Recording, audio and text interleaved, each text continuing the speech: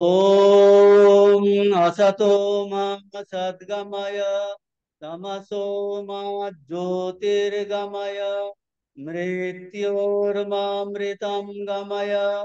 ॐ शान्ति शान्ति शान्तिः। हरि ओम्। परतत्त्वेष्वदालीनो रामकृष्ण समज्ञया यो धर्म स्थापनरतो वीरेशं तं नमाम्यहम्। नमः श्रीयतिरायाय विवेकानन्द सूरये सच्चेत् सुखस्वरूपाय स्वामिनि तापहरे।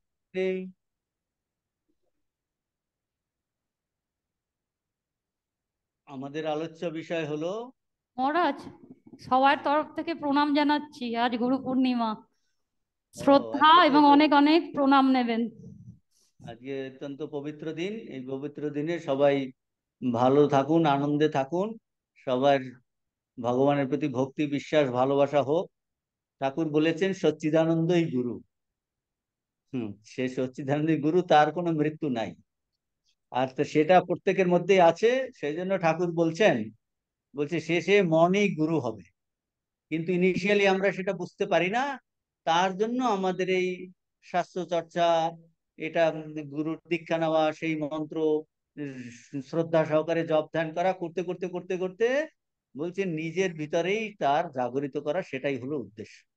কিন্তু আমরা অতি কচি অবস্থাতে শুরু করি যে অন্যের সাহায্য আমাদের দরকার। তিনি পথপ্রদর্শক, যিনি এই পথে পেয়েছেন আপ্ত বাক্য। তো আজকে সেই পুণ্য দিনে এই যে শাস্ত্র চর্চা, এরাও আমরা গুরু পরম্পরাতে পাচ্ছি।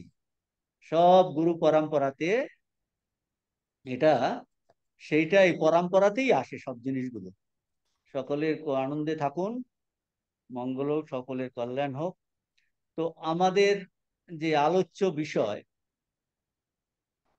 স্বামীজির জ্ঞান যোগে the realization lecture based on Kathopanishad. Bangla হলো অপরোক্ষানুভূতি। এর খুব সুন্দর মন্ত্র আলোচনা চলছে।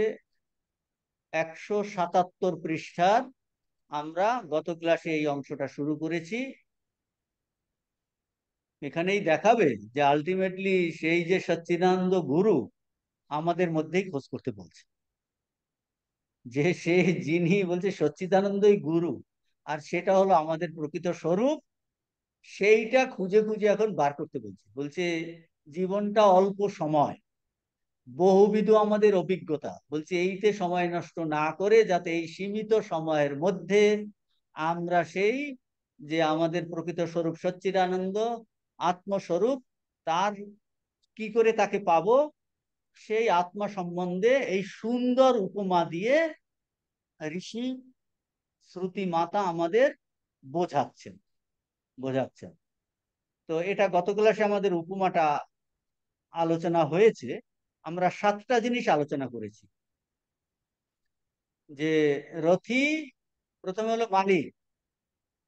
প্রথমে মালিককে ধরতে হবে, কিন্তু মালিক তারপরে তার গাড়ি। বুঝতে পারছেন কিনা? মালিক তারপরে তার গাড়ি, তাহলে রথি হলো মালিক, অর্থাৎ কিনা রথের মালিক। আর সেটা আমাদের ক্ষেত্রে তুলনা কি, যেটা বুঝাতে চেয়েছেন ঋষি আমাদের, সেটা হলো আমি এখন এখন আসুন আমার কাছে, আমার কাছে, আমার প্রত্যেকের নিজের কাছে। আমি, এই হলো জীবাত্মা। জীবাত্মা হলো মালিক, তো সে হলো রথি। রথি ইকুয়াল টু জীবাত্মা। সেটাকে আরো একটু, এটাকে বলে টেকনিক্যাল ল্যাঙ্গুয়েজ। টেকনিক্যাল মানে পারিভাষিক শব্দটে। তাহলে এই আত্মা মানে জীবাত্মা মানে কি, তার সঙ্গে যুক্ত হবে শরীর অধিষ্ঠিত, শরীর অধিষ্ঠিত আত্মা। কারণ আমাদের শরীর অধিষ্ঠিত আত্মা ছাড়া আমাদের কোনো জ্ঞানই নাই। সেই জন্য জীবাত্মা রথি, আমাদের ক্ষেত্রে জীবাত্মা বলতে কি বোঝাচ্ছে? জীবাত্মা মানে ওই শরীর অধিষ্ঠিত আত্মাটাই হলো জীবাত্মা। আর রথ, রথ হলো অর্থাৎ কিনা মালিকের রথ। মালিকের রথ। মানে জীবাত্মার রথ। তাহলে শরীর, জীবাত্মার রথ কোনটা? জীবাত্মার রথ হলো শরীর। তাহলে সেক্ষেত্রেও হবে কি, শরীর মানে এমনি একটা ডেড বডি নয়। এই দুটো ইম্পর্টেন্ট জিনিস। আগের দিন ওই একজনে প্রশ্ন জিজ্ঞেস করেছিলেন লাস্টে, যে এটা হলো শরীরটা কিরকম শরীর? জীব অধিষ্ঠিত শরীর। দেখুন, আগেরটাই বললাম জীবাত্মা, সে কে? শরীর অধিষ্ঠিত আত্মা, জীবাত্মা, রথী, মালিক। এখন রথের ক্ষেত্রে আসছি, আপনার আমার শরীরটাকে বর্ণনা করছি। শরীরটাকে বর্ণনা করা হচ্ছে এমন ভাবে যে শরীর মানে একটা ডেড বডি নয়, সেইটা বুঝাচ্ছি। সেই জন্য বলছে জীব, জীব অধিষ্ঠিত শরীর, মানে একটা জ্যান্ত শরীরের কথা বলা হচ্ছে। বুঝতে পারছেন কিনা? হ্যাঁ, সেই জন্য শুধু শরীর বলা যেতে পারে, কিন্তু একটা যদি আপনি, তাহলে একজন লোক মারা গেছে, তো বলছে এই তো একটা রথ, বলছে ওই রথের মালিক তো ওখানে নেই, সেই জন্য হলো জীব অধিষ্ঠিত শরীর, জীব অধিষ্ঠিত শরীর। আর জীবাত্মার ক্ষেত্রে কি বলবো? শরীর অধিষ্ঠিত আত্মা। যেটা যখন সংজ্ঞা দিচ্ছি, অন্যটা দিয়ে তাকে বোঝাতে হবে। তারপর তো সারথি হলো রথের চালক। আমাদের ক্ষেত্রে সারথি হবে, বুদ্ধি হলো রথের চালক। বুদ্ধি, বুদ্ধি হলো আপনার, সকালবেলা আপনি সকালে উঠেন যে আজকে গুরু পূর্ণিমা, বেলুড় মঠে যাব, প্রেসিডেন্ট মহারাজকে প্রণাম করতে হবে, তারপরে আমি বেলুড় মঠে প্রসাদ পেয়ে তারপর ইউনিভার্সিটিতে ক্লাস করতে আসবো। কে বলে দিল? আপনার বুদ্ধি। সেই বুদ্ধি কিন্তু আপনাকে সেই অনুযায়ী বাড়িতে রান্না করে, তাড়াতাড়ি বেরিয়ে বাসে উঠে গাড়িতে করে আপনি চলে এলেন, চলে এসে প্রণাম করলেন, প্রণাম করে প্রসাদ পেলেন, প্রসাদ পেয়ে এখন ক্লাসে এসেছেন। বলছে এই রথী, মানে সারথী, সারথী হলো বুদ্ধি, জীবের আমাদের বুদ্ধিরূপ করণ, অন্তঃকরণ, যা বুদ্ধি। আর বুদ্ধি, আর একটা আছে মন। তাহলে লাগাম, সারথীর হাতে যে স্টিয়ারিং থাকে গাড়িতে, সেই রকম আগের রথেতে লাগাম, প্রগ্রহম, সেটা হলো সারথীর হাতে থাকে। সারথী মানে বুদ্ধির হাতে থাকে, বুদ্ধির হাতে থাকবে মন। তাহলে মন হলো জীবের, মন রূপ করণটা হলো প্রগ্রহম, রসনা, লাগাম। সংস্কৃত বলছে প্রগ্রহ, প্রগ্রহ, যেটাতে দিয়ে ই করা হয়, ওটাকে সংযত করা হয়।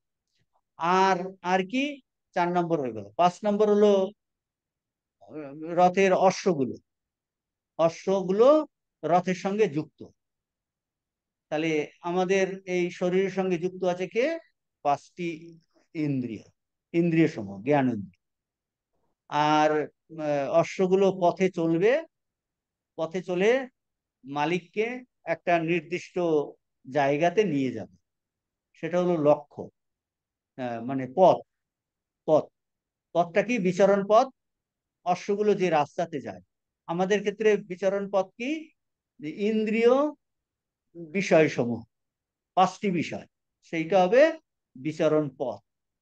ঘোড়া যেমন রাস্তায় চলে, যে, আর আমাদের ক্ষেত্রে ইন্দ্রিয় সমূহ হলো, ইন্দ্রিয় বিষয় সমূহ, সেখানে কিন্তু ওই, সেটা হলো বিচরণ পথ।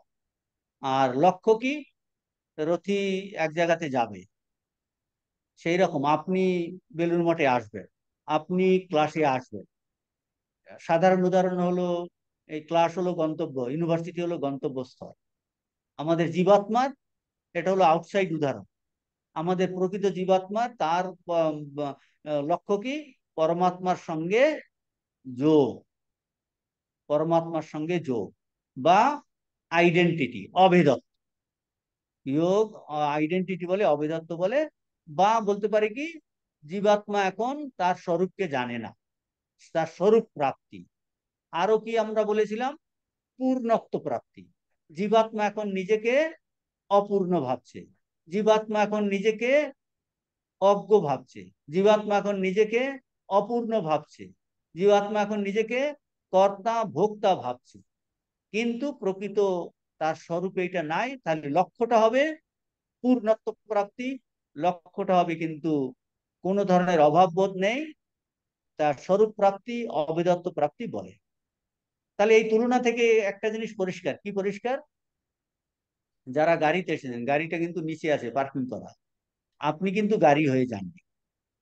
সেই রকম দেখুন, তাহলে এই উদাহরণ দ্বারা ঋষি বলছেন রথি আর রথ কোন, তার যে পার্থক্য আমাদের ক্ষেত্রে আত্মা ও দেহের একই পার্থক্য।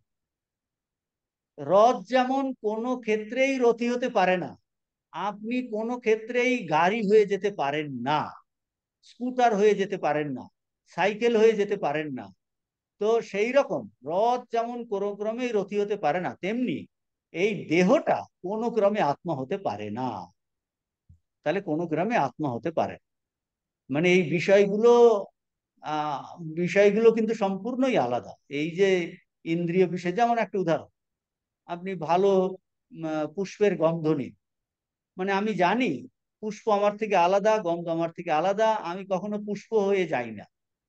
তাহলে তার মানে কি, আমি হলাম বিষয়ী, পুষ্পটা হলো বিষয়, ইংরেজিতে বলে পুষ্পটা হলো অবজেক্ট, আর আমি হলাম সাবজেক্ট। সাবজেক্ট কখনো অবজেক্ট হয়নি। আপনি কখনো ফুল হয়ে যান না, ফুলের গন্ধ আপনি নিচ্ছেন, তার মানে এটা সম্পূর্ণ আলাদা একটা জিনিস। তো এই এটা হলো সম্পূর্ণ আলাদা। এটা উদাহরণের ক্ষেত্রে বোঝা যায়। তার দ্বারা ঋষি আমাদের বলছেন যে তুমি কিন্তু তোমার প্রকৃত স্বরূপ এই দেহরূপ রথ থেকে আলাদা। এখন যেহেতু এই রথের সঙ্গে তুলনা দেওয়া হলো, কাজেই রথের অনেকগুলো অঙ্গ প্রত্যঙ্গ গুলো তুলনায় এসে যাচ্ছে, যেগুলো আগে বলা হলো। রথির প্রয়োজন সিদ্ধির জন্য, মালিকের প্রয়োজন সিদ্ধির জন্য সারথি যেমন গাড়ি চালা, গাড়ি চালিয়ে আপনাকে ইউনিভার্সিটিতে নিয়ে এসেছে, সেই সারথি কিন্তু নিচে ওয়েট করছে। সে কি করলো, আপনার প্রয়োজন সিদ্ধির জন্য আপনাকে বেলুড় মঠে নিয়ে এসেছে, আপনার প্রয়োজন সিদ্ধির জন্য আপনাকে ইউনিভার্সিটির ক্লাসে নিয়ে আসে। মানে আপনি বলছেন আমি ইউনিভার্সিটি যাব, আমি অন্য কোনো জায়গাতে যাব না, আমি গড়ের মাঠে যাব না, রোববারে গড়ের মাঠে আমি যাচ্ছি না। তো আপনি কোথায় আসবেন, তা আপনার প্রয়োজন সিদ্ধির জন্য আপনার ড্রাইভার আপনাকে চালিয়ে নিয়ে এসেছে। সেই রকম রথির প্রয়োজন সিদ্ধির জন্য সারথি রথকে চালায়। তাহলে দেহটা হলো রথ, তাকে কে চালায়? তাকে কে চালায় বলছে বুদ্ধি, তাকে সারথি বলে জানে। আর বাইরের ক্ষেত্রে সারথি যেমন লাগাম দিয়ে ঘোড়াগুলিকে সংযত করে নির্দিষ্ট রাস্তাতে চালায়, প্রেরণ করে, সেই রকম এই লাগাম বা মন ইন্দ্রিয় সমূহকে কন্ট্রোল করে, ইন্দ্রিয় সমূহ কন্ট্রোল করে। আর সারথি মনকে কন্ট্রোল করে, মন আবার অশ্বগুলোকে অর্থাৎ ইন্দ্রিয়গুলোকে কন্ট্রোল করে নির্দিষ্ট পথে কিন্তু চালিত করে।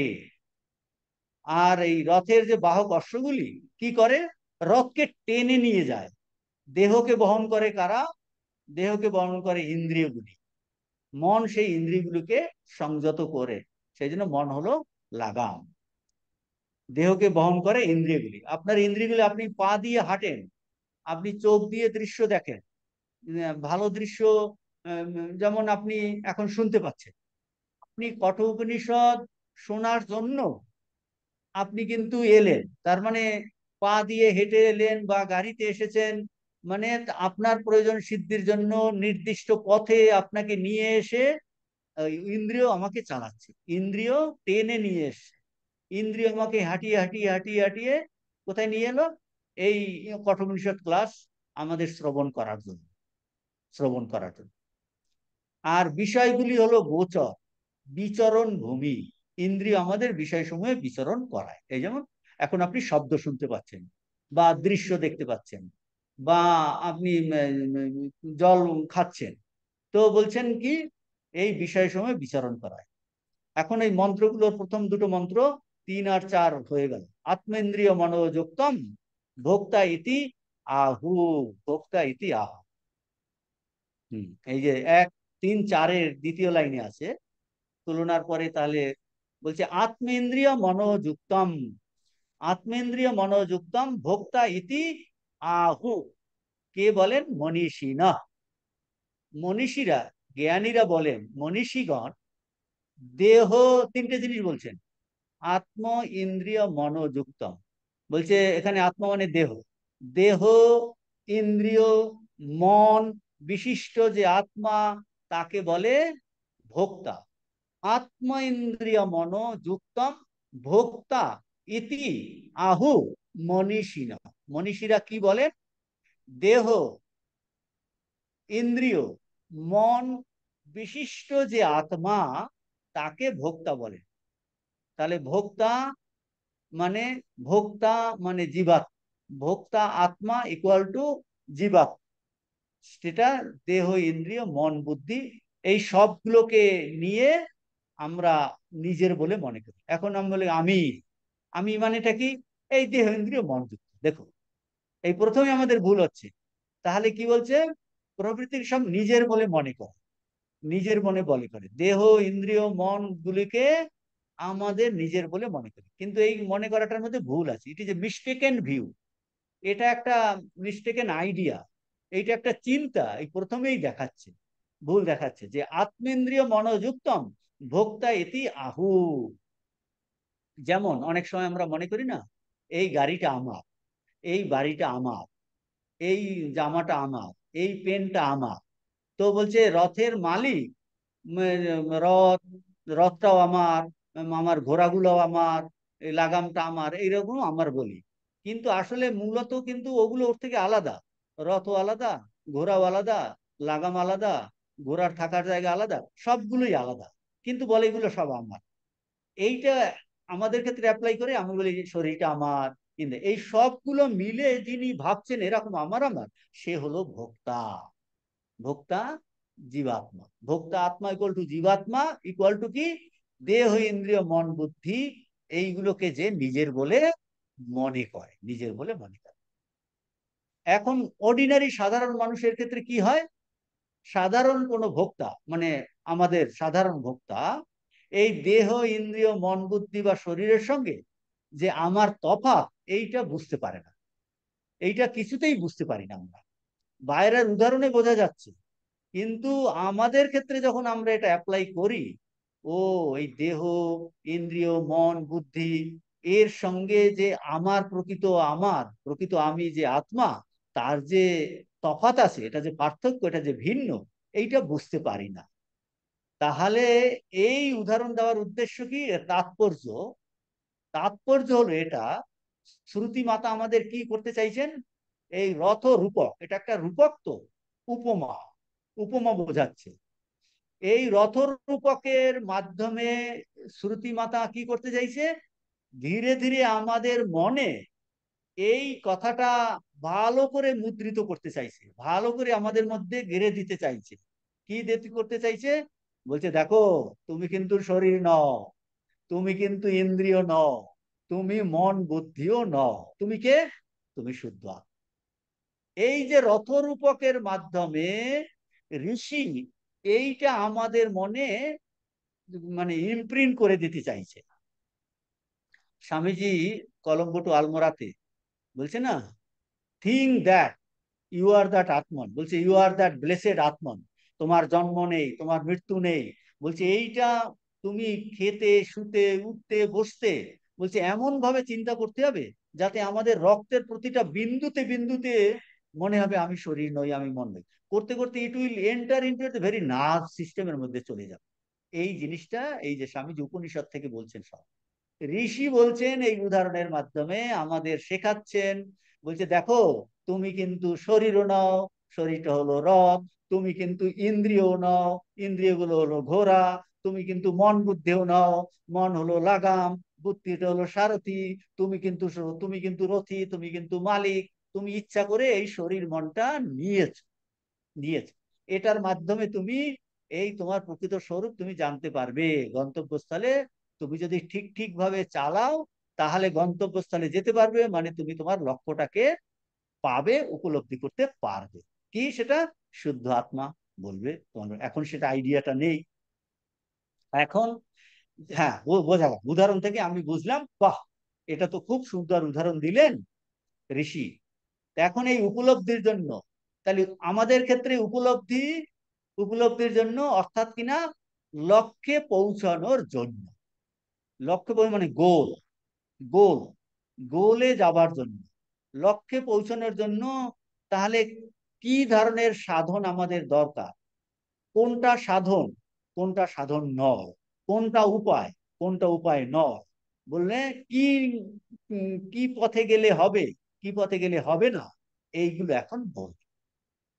আপনি বাড়ি থেকে বেরিয়েছেন, বাড়ি থেকে বেরিয়ে অন্যের সঙ্গে কথা বলতে বলতে কথা বলতে বলতে এমন একটা বাসে উঠলেন, সে বাস বেলুর মঠে আসবে, অন্য জায়গায় নিয়ে গেল আপনাকে। আপনি ভুল করে কথা বলতে বলে বাসে উঠে পড়লেন, সেই বাস অনেকক্ষণ পরে আপনার কোথায় নিয়ে গেল, অন্য জায়গায়। তার মানে তখন আপনার কথা বলতে বলে অবিবেক এসে গেছে। অবিবেকে এসে যাওয়ার জন্য আপনি ভুল নাম্বার বাসে উঠে পড়েছেন, তা বাস অন্য জায়গায় নিয়ে গেছে, বাস অন্য জায়গায়। সেই রকম তাহলে দেখুন, তাহলে এই কি রকম সাধন, কোনটা সাধন, কোনটা উপায় নয়, কি রকম তার সারথি হতে হবে, কি রকম তার লাগাম হতে হবে, কি রকম অশ্বগুলো হতে হবে, আর কি রকম হতে হবে না, এইটা এখন বলবেন। যা কিনা রথের সঙ্গে যুক্ত অন্যান্য অঙ্গগুলি এখন মানে সারথি, লাগাম, ঘোড়া, এইরকম কিরকম হলে আমাকে গন্তব্যস্থলে পৌঁছে দেবে, এই এটা আমাদের বলার মাধ্যমে, অর্থাৎ তুলনার মাধ্যমে শ্রুতি বলছেন আমাদের মন বুদ্ধি ইন্দ্রিয় গুলো কিরকম হতে হবে। বাইরের ক্ষেত্রে আপনি একজন ড্রাইভারকে ভাড়া রাখলেন, কিন্তু সে ড্রাইভার কিন্তু ড্রাঙ্কার ড্রাইভার। আপনি সকালবেলাতে বেরোবেন, এয়ারপোর্টে যাবেন, 3 ঘন্টার রাস্তা, সে যদি ড্রাঙ্কার ড্রাইভার হয় আপনাকে কিন্তু অ্যাক্সিডেন্ট করাবে। হ্যাঁ, তার মানে আপনার সিলেকশন প্রসেস। আমি তো চেরাপুঞ্জিতে ছিলাম, কত, ওখানে তো এটা কমন, কত অ্যাক্সিডেন্ট হতো। মানে আপনার ড্রাইভার যদি ওই রকম হয় তাহলে আপনাকে কিন্তু গাড়ি অ্যাক্সিডেন্ট করাবেই। তো রাতে এত কুয়াশা, সে ঠিকভাবে সে চালানোর অভিজ্ঞতা যদি না থাকে, সে রাস্তা যদি না জানে, আপনি কিছুতেই গন্তব্যস্থানে পৌঁছাতে পারবেন না, বা টাইমলি পৌঁছাতে পারবেন না, বা অ্যাক্সিডেন্ট করাবে। সেই রকম আমাদের যে এই যে শরীর, আমাদের যে সারথি বুদ্ধি, আমাদের যে লাগাম মন, আমাদের যে ইন্দ্রিয়গুলো, 5টা জ্ঞানেন্দ্রিয়, বলছি এটাও কিরকম হতে হবে সেইটা এখন বোঝাচ্ছেন। শ্রুতি বলছেন যে যা কিনা কিরকম হতে হবে, যে যা যা কিনা আমাকে ওই লক্ষ্যতে, অর্থাৎ পূর্ণত্ব প্রাপ্তিতে, স্বরূপ উপলব্ধিতে সে পৌঁছে দিতে পারে, যে গোলে নিয়ে যাবে। এই গোল বা লক্ষ্যকে বলা হয়েছে কি, বিষ্ণুর পরম পদ, যেটা পরে বলবেন, তৎ বিষ্ণু পরমম পদম। 139-এ এটা বলবেন, বিষ্ণুর পরম পদ মানে কি। এখানে বিষ্ণু কথা দিয়েছে, বিষ্ণু বলতে এখানে সর্বব্যাপী তত্ত্বের কথা বলেছেন, সর্বব্যাপী আত্মা, যেটা কিনা এক নিত্য তত্ত্ব। এখন আসুন আমরা একের পর এক, এই যে গুরুত্বপূর্ণ ভূমিকা কার রথ চালানোর ক্ষেত্রে, ড্রাইভারের, সারথি। রথ চালাতে সারথির হলো সব থেকে গুরুত্বপূর্ণ ভূমিকা ভূমিকা রথী মালিক বসে আছে রথের পিছনে, আপনি পিছনে বসে আছেন অ্যাম্বাসাডার কারে, রথী আপনার সারথি গাড়ি চালাচ্ছে। তো লাগাম, এখন সারথি যদি তার ঘোড়াগুলোকে, আপনি এখন ঘোড়ার উদাহরণ নিচ্ছি, রথের উদাহরণ নিচ্ছি, তাহলে সামনে অনেকগুলো ঘোড়া আছে, ঘোড়াগুলোকে লাগামের দ্বারা যদি বশ না করে, অর্থাৎ সারথি যদি লাগামের দ্বারা ঘোড়াগুলোকে বশ করতে না পারে, অশ্বগুলো যদি দুষ্ট অশ্ব হয়, অসংযত অশ্ব হয়, তবে কি হবে, তাহলে রথি তো গন্তব্যস্থলে যেতে পারবে না, ও উল্টো পাল্টা রাস্তায় নিয়ে যাবে, উল্টো পাল্টা রাস্তায় নিয়ে যাবে, গন্তব্যস্থলে কিন্তু যেতে পারবে না। এইটা বলছে দেখুন, এই 135, 135-এ কি বলছে, यस्तु अविज्ञानवान् भवति अयुक्तेन मनसा सदा तस्य इन्द्रियाणि पश्यानि दुष्टो अश्व इव सारथेः। কি বলছে, এটার অর্থটা কি, ইয়া তু অবিজ্ঞানবান, অবিজ্ঞানবানটা কি, অবিজ্ঞানবান হলো বুদ্ধি। কি অবিজ্ঞানবান মানে, অবিবেকী।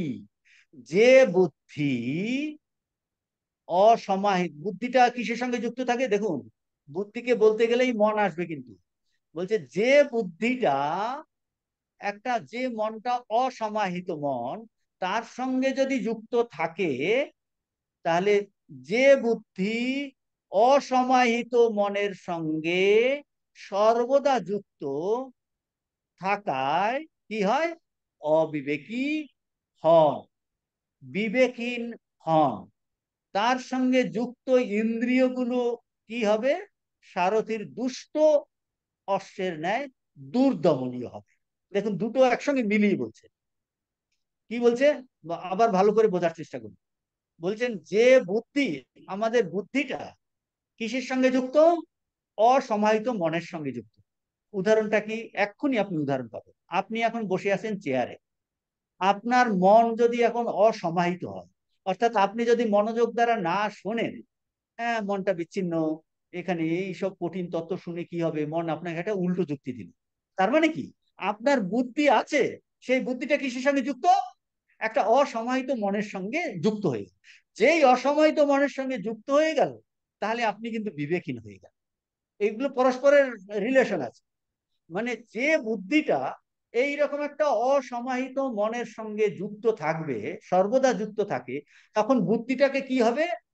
বিবেকহীন হয়ে যায়, বিবেক হারিয়ে ফেলে। আর তখন কি হয়? তার রেজাল্ট কি হবে? ওই যে অশ্বগুলো, ইন্দ্রিয়গুলো, অশ্বগুলো তাকে অন্য জায়গায় নিয়ে যাবে। তেমনি আপনার ইন্দ্রিয়গুলো, তখন আপনি ডান দিকে তাকাবেন, বাম দিকে তাকাবেন, বাইরে কোনো শব্দ হচ্ছে কিনা তাকাবেন। তো বলছে ইন্দ্রিয়গুলো এদিক ওদিকে টানবে। তার মানে ইন্দ্রিয়গুলো কি হয়ে যাবে? দুষ্ট দুর্দমনী অসুবিধা। তার মানে সবগুলো দেখুন পরস্পর কানেক্টেড।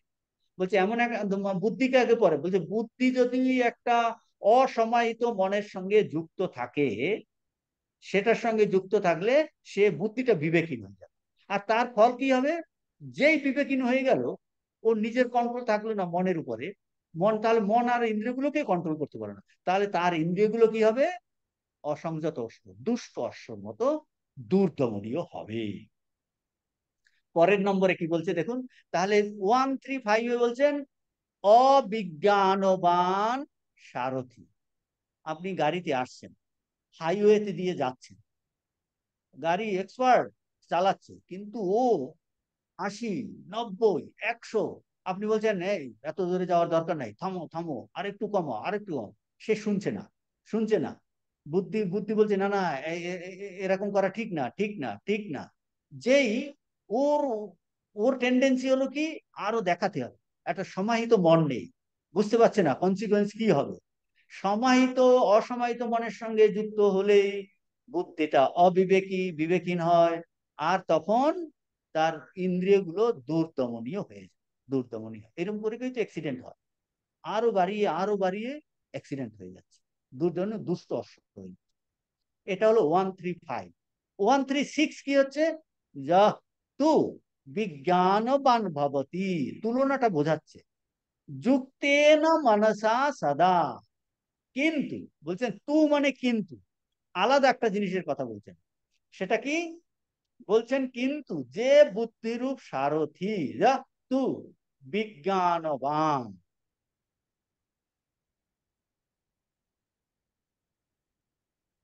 তাহলে বিজ্ঞানবানটা কি? যে বুদ্ধিরূপ সারথি সমাহিত মনের সঙ্গে যুক্ত। সমাহিত মন কিভাবে বোঝাচ্ছে? যুক্তে না, যুক্তে না কথার দ্বারা বোঝাচ্ছে, যুক্তে না মানে সমাহিত। যুক্তে না মনসা সদা, সর্বদা একটা সমাহিত মনের সঙ্গে যে বুদ্ধিরূপ সারথি যুক্ত, যুক্ত থাকায়, যুক্ত থাকার জন্য, তাহলে বুদ্ধি কি হবে? বিবেকবান হয়। আর তার সঙ্গে যুক্ত কি আছে? ইন্দ্রিয়। ইন্দ্রিয় সমূহ কি হবে? ইন্দ্রিয় সমূহ সারথীর সুসংযত অশ্ব সমূহের নাই। সুসংযত তস্য ইন্দ্রিয়ানি বশ্যানি, বশ্যানি মানে সুসংযত, সদস্যইব সারথি। উদাহরণে কি হবে? ও এর তার ঘোড়াগুলো কিন্তু সদস্য, সদস্য মানে দুষ্ট অশ্ব নয়, মালিকের কথা শুনে, সারথীর কথা শুনে, সেটা বলছে। সুসংযত অশ্ব সমূহের ন্যায় আজ্ঞাধীন হয়, আজ্ঞাধীন হয়, আজ্ঞাধীন। এটা হয়ে গেল। এখন বলবে পরিণাম কি? এইরকম তুলনাটা বোঝালো, একটা হলো বিবেকহীন আর একটা বিবেকী। এখন এর পরিণাম কি হবে এটা বোঝাচ্ছে 137। ইয়াতু অবিজ্ঞানবান ভবতি অমনস্ক সদা অশুচিহি ন স তৎ পদমাপ্নোতি সংসারম চ অধিগচ্ছতি। তাহলে 137-এ কি বলছেন? অবিজ্ঞানবান যদি সারথি হয় তার পরিণাম, পরিণাম কি বলছে? কিন্তু ইয়াতু, কিন্তু যে বুদ্ধি সর্বদা, ওই যে 135-এ বলেছিল না অবিজ্ঞানবান সারথি, তার এখন পরিণাম বলছে 137-এ পরিণাম বলছে যে এইরকম অবিবেকী বিবেকহীন যদি সারথি হয়, অসংযত মনের সঙ্গে যুক্ত থাকে, দুষ্ট অশ্ব হবে, তাহলে সেই পরিণাম কি হবে? কিন্তু 137, কিন্তু যে বুদ্ধি সর্বদা অসমাহিত মনের সহিত যুক্ত হয়েছে, ইয়তু অবিজ্ঞানবান ভবতি অমনস্ক সদা অশুচি, বলছেন অসমাহিত মনের সঙ্গে যুক্ত। অমনস্ক, অমনস্ক মানে অসমাহিত, অসমাহিত মনের সঙ্গে যুক্ত। তাহলে অবিবেকী, ইন্দ্রিয় পরতন্ত্র। তাহলে বুদ্ধিটা কি হবে? বুদ্ধি কিন্তু অবিবেকী হবে এবং ইন্দ্রিয় পরতন্ত্র হবে, ইন্দ্রিয়ের অধীন হয়ে যাচ্ছে। সেই বুদ্ধির সাহায্যে রথি মুক্তিপথ পাবে না, এটা বলছে।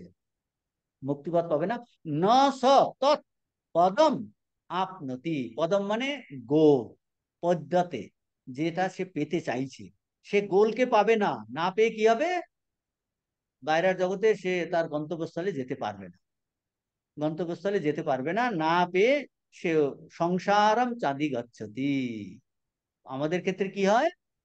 লক্ষ্যে পরমাত্মার সঙ্গে তার অবেদান্ত প্রাপ্তি হলো না, আত্মজ্ঞান লাভ হলো না, পূর্ণত্ব লাভ হলো না, কি হবে? পুনরপি জননম পুনরপি জননী জঠরে শয়নম সংসারম চ অধিগচ্ছতি, মানে জন্ম মৃত্যু চক্রের মধ্য দিয়ে সে বারবার যাতায়াত করবে, বারবার যাতায়াত করবে, এইটা বলছে। ইহতু অবিজ্ঞানবান, যে বুদ্ধি অসমাহিত মনের সঙ্গে সর্বদা যুক্ত, তাহলে সেই রকম তখন বুদ্ধিটা অবিবেকী, আর সে ইন্দ্রিয় পরতন্ত্র হয়ে যাচ্ছে। সেই বুদ্ধির সাহায্যে রথি মানে জীবাত্মা মুক্তিপথ প্রাপ্ত হবে না, পরিণাম বলে দিল। পক্ষান্তরে 138, বিজ্ঞানবান সারথি যদি হয় তাহলে গন্তব্যতে পৌঁছে দেবে, সেটা বলছে। তো এখন এই যে আগেরটা, এগুলো কিন্তু প্রতি মুহূর্তে আমাদের জীবনে কাজে লাগছে, কারণ আমাদের প্রচুর অবিজ্ঞানবান বিবেকহীন অবস্থাতে আমাদের হয়, আর মনটা অসংযত হয়ে যায়। অর্থাৎ কিনা বুদ্ধি তখন কোনটা কর্তব্য কোনটা অকর্তব্য এই জ্ঞান শূন্য হয়ে যাই আমরা। ফলে ইন্দ্রিয়গুলোর অধীন হই, যেটা করা উচিত সেটা না করে অকর্তব্যটা করি। আর কারণ ইন্দ্রিয় পরতন্ত্র, ইন্দ্রিয় আমাকে চালায়, ইন্দ্রিয় আমাকে চালায়, তার পরতন্ত্র হয়ে যায়, নিজের কোনো স্বাধীনতা থাকছে না, কর্তব্য অকর্তব্য জ্ঞান শূন্য হয়ে যায়। ফলে কি হয়? ইন্দ্রিয়গুলোর অধীন হয়ে পড়ি, তাতে কি হয়? পাপের উদয় হয়, দুর্বলতার উদয় হয়। এবং এই অবস্থাকে মূলে কি বলেছে? অসুচি বলেছে। দেখুন 137-এ ওই সদা অসুচি একটা আছে, দেখুন, ইয়তু অবিজ্ঞানবান ভবতি অমনস্ক সদা অসুচি। অসুচি কথাটা কি বলছে? এই ইন্দ্রিয় পরতন্ত্র হয়ে যাওয়ার জন্য সে পাপ কর্ম করে, নেগেটিভ চিন্তা করে, অশুভ চিন্তা করে, অশুভ কর্ম করে। অশুভ চিন্তা করার জন্য বলছে, এইটাকে বলেছে কি, তাতে পাপের উদয় হয়। আর সেটাকে আমরা বলতে দুর্বলতা, নিজেকে নিজে আমরা দুর্বল করি এইভাবে করি। তো বলছে তাতে পাপের উদয় হয়। এই অবস্থাটাকে মূলে কি বলেছে? অসুচি বলা হয়েছে। অমনস্ক সদা অসুচি, সদা অসুচি। 138, यस्तु विज्ञानवान भवति समनस्का सदा शुचिः सतु तत्पदमाप्नोति यस्माद् भूयो न जायते। আর আপনি যদি বিজ্ঞানবান হন তাহলে কি হবে? যার বিবেক রূপ, এই যে বিবেক বুদ্ধি রূপ সারথি, মানে আমার সারথিকে আমার বিবেক বুদ্ধি রূপ যিনি, সেটা হলো আমার সারথি, তার সঙ্গে আমি সর্বদা যুক্ত। আর কি, সংযত মনা যস্তু বিজ্ঞানবান ভবতি,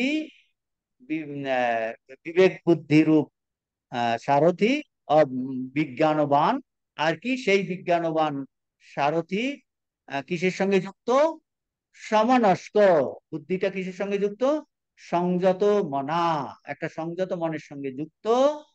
আর সদা শুচি, সর্বদা পবিত্র, পাপ উৎপন্ন হচ্ছেন। বুঝতে পারছেন তো? অশুচি মানে পাপ উৎপন্ন হয়, আর শুচি মানে পাপ উৎপন্ন হচ্ছে না। সে এইরকম করতে করতে এমন একটা অবস্থা আসে জীবনে, যে আপনার আর অশুভ চিন্তা, খারাপ চিন্তা, এই স্বার্থ চিন্তা, অন্যের দোষ দেখা, খুচিয়ে খুচিয়ে দেখা, এইসব আর ভাল লাগে না, ওইগুলোর মনেও আসে না। ভগবানের প্রতি এত ভালোবাসা, ভক্তি, বিশ্বাস হয় যে ওইগুলো সব তুচ্ছ বলে বোধ হয়। সেটা বলছে সংযত মন হলে এটা হয়। সংযত মনা সদা পবিত্র, পবিত্র চিন্তা, পবিত্র কর্ম। তো তিনি তাহলে তাহলে কি হবে? তিনি কিন্তু সেই পথ প্রাপ্ত হন যা থেকে পুনর্জন্ম হয় না। তিনি মানে কে? ওই জীবাত্মা। অ্যাকচুয়ালি বুদ্ধি তো আর গন্তব্যতে কে যায়, এখন এটাও বুঝতে হবে আপনাকে। গন্তব্যস্থলে কে যায়? বুদ্ধি যায় না, গন্তব্যস্থলে যায় মালিক। আপনি ড্রাইভার দেখুন, বা নিচে বসে আড্ডা দিচ্ছে। আপনার ড্রাইভার যদি, যারা নিচে বসে আড্ডা দিচ্ছে কিনা, ওর ক্লাসের সঙ্গে কোনো সম্পর্ক নাই। আপনি কিন্তু এই ক্লাস এসেছেন, তার মানে আপনি গন্তব্যতে পৌঁছাবেন। ও ড্রাইভার কিন্তু ভালো ড্রাইভার হলে আপনাকে নিয়ে আসবে, কিন্তু তার এই ক্লাসের সঙ্গে কোনো সম্পর্ক নাই। ও নিচে বসে আছে যে কখন আবার ফেরত যাব। তো আপনি কিন্তু তার মানে সে বলছে এই যে সতত পদম আপনতি। স মানে এখানে তাহলে কি হবে? স মানে হবে ওই জীবাত্মা পদম, তার গন্তব্যস্থলে প্রাপ্ত হচ্ছে, গন্তব্যস্থল প্রাপ্ত হচ্ছে। এগুলো ভাষ্যতে শঙ্করাচার্য খুব সুন্দর করে এগুলো বুঝিয়েছেন। আমরা, স্বামীজি তো এখানে এত ডিটেলস আলোচনাই করেননি, যেহেতু এই এই মন্ত্র উল্লেখ করছেন, তখন আমরা একটু আলোচনা করে করে যাচ্ছি। তো বলছেন তাহলে বিবেক, বিবেক রূপ বুদ্ধি সারথি, সংযত রূপ সংযত মন, আর সুসংযত অশ্ব, ইন্দ্রিয়গুলো, তাহলে সেই কিন্তু রথী আপনাকে এই গন্তব্যস্থলে নিয়ে যাবে। গন্তব্যস্থলে কি পৌঁছাবে? জীবাত্মা, যেখান থেকে আর পুনর্জন্ম হবে না। বলছে তার আর অপুনর্জন্ম হবে না। আমরা, আপনি বলতে পারেন পুনর্জন্ম হবে কি হবে না এটা তো জানি না, এই জীবনে কিছু বোঝা যাবে কিনা? যে বলে হ্যাঁ বোঝা যাবে, আপনার আর কোনো বাসনা থাকবে না। হ্যাঁ, মানে এই জীবনেই আপনি বুঝতে পারবেন যে এক তো আছে বাসনাগুলো আপনি দেখতে পাবেন সেইগুলো নেই। পুনর্জন্ম হয় না, মানে আপনি এখানেই বুঝতে পারবেন পূর্ণত্ব অবস্থা, এত একটা ফুলফিলমেন্ট আসবে জীবনে যে অন্য কিছুর আর দরকার নাই। ভিতরে ভগবানকে নিয়েই আপনি সর্বদা আপনার চিন্তা ভাবনা। বলছে এই জীবনেই আমরা সেটা বুঝতে পারি, যে বাসনাগুলো ধীরে ধীরে কমে গেছে আর অন্যগুলো নেই, তার মানে উন্নতির লক্ষণ। এখানে বলছেন কি, গন্তব্যস্থলে পৌঁছে যায় মানে যা থেকে আর পুনর্জন্ম হয় না, মানে পূর্ণত্ব প্রাপ্তি হয়ে গেছে, অভাব বোধ আর নাই, অপূর্ণতা বোধ আর নাই, অপূর্ণতা বোধ নাই। 138। এখন আগে এই লক্ষ্যটা সাধারণভাবে বলেছে, এখন লক্ষ্যটা ভালো করে ডিফাইন করছে কোথায়? 139-এ।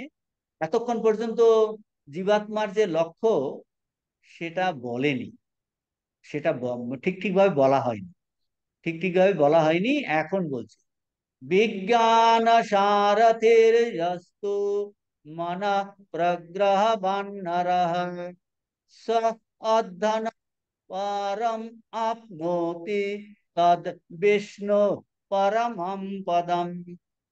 এই যে বিজ্ঞানবান সারথি, বিবেকযুক্ত সারথি রূপ বুদ্ধি, ও কোথায় পৌঁছে দিতে পারে? যে বলছেন সেইটাই বলছেন এই 139-এ, বিজ্ঞানবান সারথি, যে মানুষের, আমাদের বিবেক বুদ্ধিরূপ সারথি আছে। কিরকম আমার বুদ্ধিটা? বিবেকী বুদ্ধি। বুদ্ধিটা কিন্তু যে কিন্তু কর্তব্য অকর্তব্য বিষয়ক একমাত্র ওয়াকিবহাল। আমার কি করণীয় জীবনে, কি করণীয় নয়। কোথা থেকে হলো এটা? আপনি বলবেন কি করে বুঝবো? আমাদের আগের দিন আলোচনা হয়েছে, তসমাৎ শাস্ত্রম প্রমাণম তে কার্য কার্য ব্যবস্থিত। আমার কি কর্তব্য অকর্তব্য কোথা থেকে পাবো? শাস্ত্র থেকে পাবো। এখন ভগবান গীতাতে বলেছেন, এখন বলছেন আমার তো, আমি শাস্ত্র শাস্ত্র জানি না বা শাস্ত্র, তাহলে বলছে যারা গুরুজন তাদের থেকে জানতে হবে। বলছেন শাস্ত্র সম্পর্কে যদি সন্দেহ হয়, বলছে জানা গণ্যমান্য ব্যক্তি জীবনে যাদের এই শাস্ত্র বচন যাদের জীবনে দেখা যায় প্রতিফলিত হয়, তার কাছে তুমি শুনে নাও তোমার কি কর্তব্য, তোমার কি কর্তব্য নয়। তার মানে এই যে আমাদের কি কর্তব্য অকর্তব্য, এটা কিন্তু শাস্ত্র থেকে হয়, ট্র্যাডিশন থেকে হয়, গুরুজনদের থেকে হয়, রিয়েলাইজ পার্সনের থেকে হয়, সৎসঙ্গ থেকে হয়। বলছেন এই, এটা থেকে বলছেন যে যে আমাদের বুদ্ধিটা বিবেকী হলো, শাস্ত্র পড়ে বিবেকী হলো, এইরকম আমার বুদ্ধি, এইরকম একটা সারথি আছে। আর মনটা কিরকম? আমার সারথির অধীন, বুদ্ধির অধীন। তাহলে কি হবে? আহ, বিজ্ঞানবান সারথি ইয়াতু মনঃ প্রগ্রহবান। মনঃ প্রগ্রহবান মানে বলগাস্থানীয় যে মন, যার অধীন, প্রগ্রহবান মানে তার অধীন।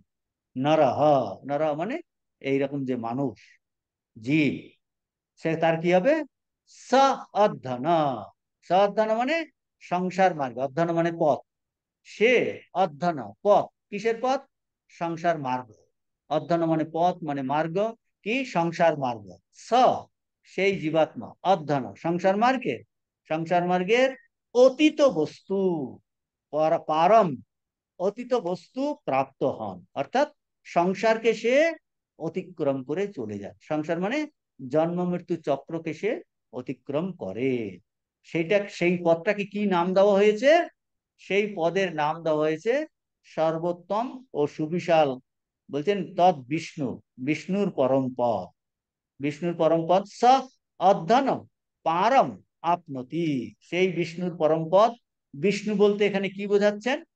বিষ্ণু বলতে সর্বব্যাপক যিনি, সমস্ত বিশ্বেতে যিনি পরিব্যাপ্ত হয়ে রয়েছেন, তার যে পরম পদ, পরম মানে শ্রেষ্ঠ পদ, যার থেকে শ্রেষ্ঠ আর কিছু নাই, শ্রেষ্ঠ স্থান, তা হলো, সেটা হলো সেই পথের অন্ত।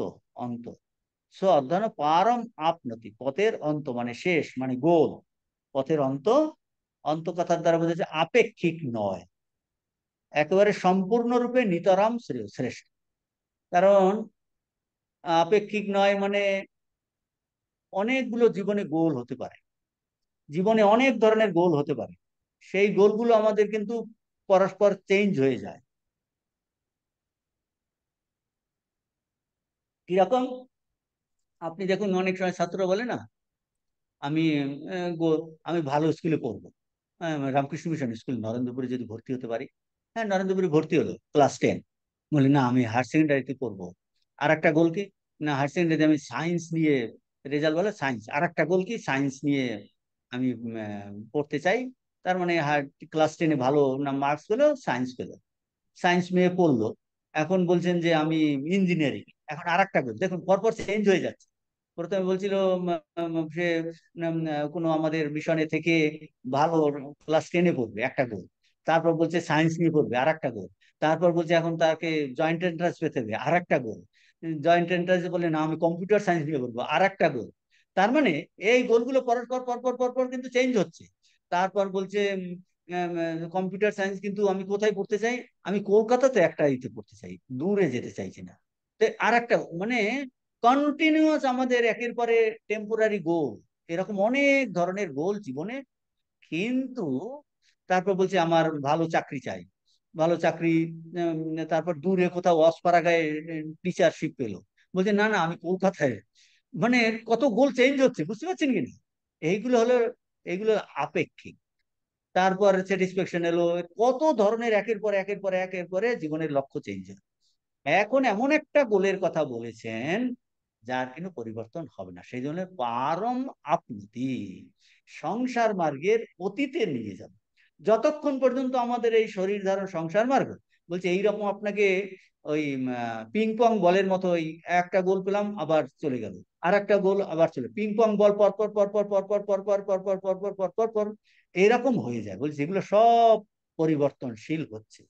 কিন্তু সা অধ্যানা পারমাপ্নতি, যেটা বিষ্ণুর পরম পদ, সর্বব্যাপী, বিষ্ণু মানে সর্বব্যাপী, মানে আমার আত্মা, যে আত্মা হলো, এখন আমরা ভুলে গেছি যে আমার আত্মাটাই সর্বব্যাপী আত্মা, সেটাকে বলছে বিষ্ণুর পরম পদ।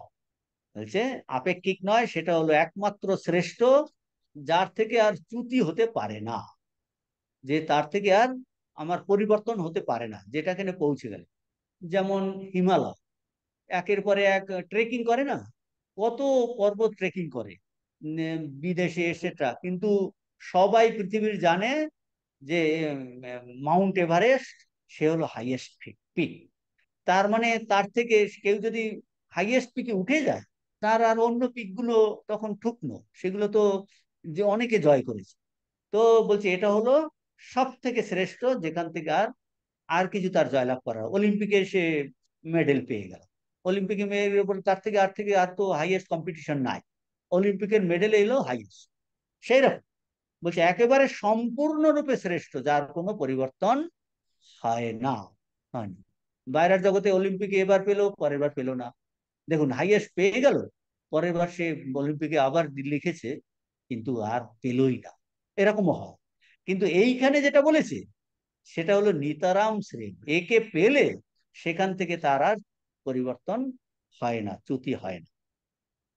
তো তার কথা বলছেন পরমার্থত, অর্থাৎ শ্রেষ্ঠ, এটা বলছে পরম পদ, যে স্থান, সেখানে গেলে কি হয়, আর বৈচিত্র্য থাকে না। এখন দেখুন এইগুলোতে বৈচিত্র্য থাকে, আপনার সব প্রত্যেকের গোলেই বৈচিত্র্য থাকে, এই আলাদা কম বেশি, কত ধরনের, এই কোম্পানিতে মাইনা বেশি, ওই কোম্পানিতে, এখানে সে এক্সিকিউটিভ ইঞ্জিনিয়ার, ওখানেও এক্সিকিউটিভ, দুজনের আলো আলাদা আলাদা, এই কোম্পানির থেকে অন্য কোম্পানি আলাদা, তো সব আইটি ইঞ্জিনিয়ার। তো বলছে কত বৈচিত্র্য, এই জগতে সব গোলগুলোই বলে বৈচিত্র্যযুক্ত। এখন পরমার্থ শ্রেষ্ঠত যে আমাদের স্বরূপ, সেটা বলে বলছে সেখানে গেলে আর বৈচিত্র্য থাকে না। মানে কি, বৈচিত্র্য যদি থাকে তাহলে যাতায়াত করতে হবে। ও তাহলে ওই কোম্পানিতে ভালো মাইনে পাওয়া যায়, আমি ওইখানে যাব। এ দেশ ভালো না, আমি ওই ওই কান্ট্রিতে যাব। ওই কান্ট্রি ভালো না, আমি ওখানে যাব। ওখান থেকে যান, তার মানে গতায়াত আছে, আপনি একের পরে এক চেঞ্জ করছেন আপনারই। তাহলে বলছেন যে গতায় বৈচিত্র্য না থাকলে আর কি, যেখানে গেলে আর বৈচিত্র্য থাকে না, যাতায়াত গতায়াত করতে হয় না, তাকে বলছেন বিষ্ণুর পরম পদ। এটা বলছে একমাত্র নিজের স্বরূপ প্রাপ্তি হলে আর যাওয়া আসা থাকে না, যাওয়া আসা থাকে না। সেই পরম পদ প্রাপ্তির উপায়গুলো এই বলা হলো। কি বলা হলো, বলছে এর পিছনে এর পিছনে এর পিছনে যাও। কোনটা, বলছে তুমি মনে করছো তুমি শরীর, না না, শরীর তো একটা যন্ত্র মাত্র, অন্নময় কোষ। বলছে এর পিছনে কি আছে, ইন্দ্রিয় আছে, ইন্দ্রিয় কিন্তু পরিবর্তনশীল। বলছে তার পিছনে যাও, ইন্দ্রিয়ের পিছনে কি আছে, মন আছে।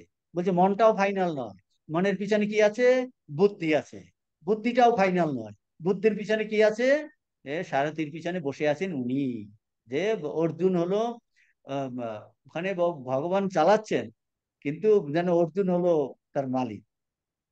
সেই রকম বলছেন যে এই সেই পথ প্রাপ্তির উপায়গুলি বলা হলো। এদের পিছনে, কাদের পিছনে, দেহ, ইন্দ্রিয়, মন, বুদ্ধি, এদের পিছনে কে রয়েছেন, অন্তরাত্মা রয়েছেন। পরম পথকে সেই অন্তরাত্মা রূপে বুঝতে হবে, এইটা বলছে এই বিষ্ণু, তদ বিষ্ণু পরমম পদম। তাহলে বিষ্ণু বললেই মনে হয় যে আরো বিষ্ণু ভগবান, তিনি সরস্বতী শুয়ে আছেন, আমার থেকে আলাদা। দেখুন আমাদের এই ধারণা আসছে, ও বিষ্ণু ভগবান না, ও শিবজি, হ্যাঁ শিবজি তো কৈলাসে থাকে, তারপরে ও বিষ্ণু, বিষ্ণু বোধহয় কোথায় সমুদ্রেতে বসে আছে। আম, আম, বলছে না না, বিষ্ণুর পরম পদটা কি, বলছে তাকে অন্তরাত্মা রূপে বসতে হবে। তৎ বিষ্ণু পরমম পদম। আপনি বলবেন কি করে বুঝবো, আরে বিষ্ণুর ব্যাখ্যা কি, বিষ্ণু মানে সর্বব্যাপী, আর সর্বব্যাপীটা আপনি বাদ দিয়ে আপনি যদি বাদ দেন তাহলে কিন্তু সর্বব্যাপী হচ্ছেন না। তাহলে আপনাকে বাদ দিয়ে বিষ্ণু, বিষ্ণু কিন্তু আপনাকে বাদ দিয়ে, ভগবান শ্রী রামকৃষ্ণ বলছে সর্বত্র আছে। সর্বত্র যদি থাকেন তাহলে আপনার মধ্যে আছেন কিনা? অবশ্যই, তা নাহলে সর্বত্র হবেন না, আপনাকে বাদ দিয়ে সর্বত্র হবে না কিন্তু। সেই জন্য বলছে তৎ বিষ্ণু পরমম পদম, মানে কি বলছে, এই পথের উপায় হলো পিছনে গিয়ে এই যে বৈচিত্র্য, কি বৈচিত্র্য? দেহ বৈচিত্র্য। দেহতে কতগুলো, দেখুন দেহের মধ্যে কতগুলো পার্ট, এটা হলো বৈচিত্র্য।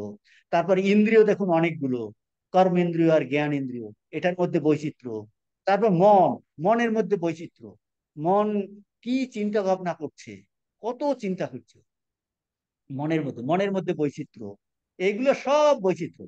বুদ্ধি, বুদ্ধির মধ্যে বৈচিত্র্য।